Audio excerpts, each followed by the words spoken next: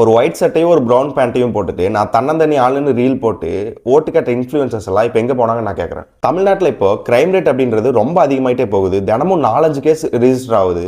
ஆனால் இதுக்கு எல்லாத்துக்குமே டிவிக்கே தான் காரணம் அப்படின்னு நான் குறை சொல்ல மாட்டேன். ஏன்னா எனக்கு மூளை இருக்குது. ஒரு கிரைமுக்கும் ஒரு கவர்மெண்ட்டுக்கும் எந்த சம்மந்தமே கிடையாது. இதெல்லாம் ஒரு தனி மனித ஒழுக்க சம்மந்தப்பட்ட விஷயம் அப்படின்றது எனக்கு புரியும். ஆனால் இதுக்கு முன்னாடி டிஎம்கே கவர்மெண்ட் அப்போ இந்த மாதிரி நடந்தப்பெல்லாம் சிஎம் சார் எனக்கு சாரி வேண்டாம், எனக்கு ஆக்ஷன் தான் வேணும், இது எல்லாத்துக்குமே டிஎம்கே தான் காரணம் அப்படின்னு பேசின வாயெல்லாம் இப்போ எங்கே போச்சுன்னு நான் கேட்குறேன். ஒரு சோசியலிஸ்ட்டுக்கு வாய்ஸ் கொடுக்க முடியாத உங்களால் ஒரு ஒயிட் சட்டையும் ஒரு ப்ரௌன் பேண்ட்டையும் போட்டு நான் தன்னந்தனி ஆளுன்னு ரீல்ஸ் போடுறதுக்கு என்ன தகுதி இருக்குன்னு நான் கேட்குறேன். அன்றைக்கி இந்த மாதிரி ரீல்ஸ் போட்டு ஓட்டு கேட்ட இன்ஃப்ளூயன்சர்ஸ் எல்லாம் இப்போ எந்த பங்கருக்குள்ளே ஒழிஞ்சிருக்காங்கன்னு எனக்கு தெரியல. ஏன்னா ஒவ்வொருத்தரும் மில்லியன் ஃபாலோவர்ஸ் வச்சிருக்காங்க, மில்லியன் சப்ஸ்கிரைபர் வச்சிருக்காங்க. அதை பார்த்து ஒரு 50,000 பேர் ஓட்டை மாற்றி போட்டாங்கன்னா அதுதான் டிஃப்ரென்ஸ். ஒரு தப்பான கேண்டிடேட் வின் பண்ணுறதுக்கு இவங்களும் ஒரு காரணமாக இருந்திருக்காங்கல்ல. ஆனால் அவங்களுக்கு இதை பற்றி எந்த கவலையுமே இருக்காது. அடுத்து என்ன பாட்டு ட்ரெண்ட் ஆகும், என்ன ஹூக் ஸ்டெப் போட்டு ஃபேமஸ் ஆகலாம், எந்த ஒரு தப்பான ப்ராடக்ட்டை வந்து ப்ரமோட் பண்ணலாம், எந்த ஒரு பெட்டிங் ஆப்பை ப்ரமோட் பண்ணலான்னு உட்காந்துருப்பானுங்க. சரி, இவங்க தான் இப்படி இருக்காங்க அப்படின்னு பார்த்தா கவர்மெண்ட் ஆஃபீஸர்ஸும் டிவிகே மினிஸ்டர்ஸும் அதை விட மோசமாக இருக்காங்க. தமிழ்நாட்டோட ஒரு பெண் அமைச்சர் அப்படின்ற முறையில் இந்த கோயம்புத்தூரில் நடந்த அந்த பொண்ணோட கேஸை பற்றி கேட்குறாங்க. அதுக்கு சிரிச்சுட்டே பதில் சொல்கிறாங்க, அதெல்லாம் சிஎம் சார் பார்த்துக்குவாங்க அப்படின்னு.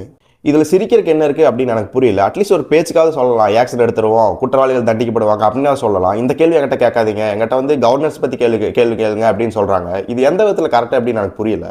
அன்றைக்கி கரூர் அப்போ 41 பேர் இறந்தப்போ அவ்வளோ சின்ன பசங்க இறந்துருந்தாங்க. ஒரு எஜுகேஷன் மினிஸ்டராக அன்பில் மகேஷ் அழுதுருந்தாரு, சொந்த ஊர்க்காரர் செந்தில் பாலாஜி அழுதுருந்தாரு. அதை நடிப்புன்னு போட்ட இவனுங்கெல்லாம் இன்னைக்கு அதே பொண்ணுக்கு ஒரு டிவிக்கு எம்எல்ஏ போய் அழுகிறத அது மட்டும் எப்படி எமோஷனல் சப்போர்ட் ஆகும்? அவங்க பண்ணால் நடிப்பு, இவங்க பண்ணால் எமோஷனல் சப்போர்ட்டா? இது என்ன மாதிரி மைண்ட் செட்னு எனக்கு புரியல. இதுக்கு எல்லாத்துக்குமே டிவிகே கவர்மெண்ட் தான் காரணம் அப்படின்லாம் நான் சொல்ல வரல. இதெல்லாம் தனிமனித ஒழுக்க சம்மந்தப்பட்ட விஷயம் தான்.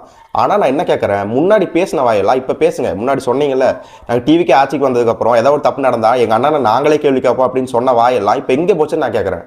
பாட்டிலுக்கு 10 ரூபா, பாட்டிலுக்கு 10 ரூபான்னு பாட்டு பாடிட்டு நாங்கள் ஆட்சிக்கு வந்து அந்த பாட்டிலுக்கு 10 ரூபாய் வாங்க மாட்டோம் அப்படின்னு சொல்லிட்டு இப்போ பாட்டிலுக்கு 20 ரூபாய்ச்சா வாங்குறாங்க. அந்த 10 ரூபா ஏன் வாங்குறோம் அப்படின்றதே டிவிகே காரங்களே எக்ஸ்பிளைன் பண்ணுறாங்க. இதைத்தானே டிஎம்கேவை சொன்னாங்க, இதைத்தானே டிஎம்கே காரங்களும் பண்ணிட்டு இருந்தாங்க.